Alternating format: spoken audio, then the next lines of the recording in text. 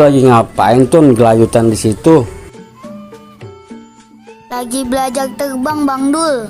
Belajar terbang? Mau jadi kalong loh. Ya enggak jadi kalong juga kali Bang Dul. Jadi kampret juga bisa. Pinter juga loh. Itu kan istilah yang diajarin sama Raden Edor.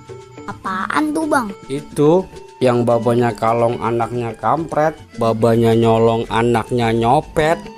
Ya itu mah emang udah turunan Bang. Ngerti juga loh. Kita main bola yuk Tun. Bola di mana Bang? Udah ayo cepat.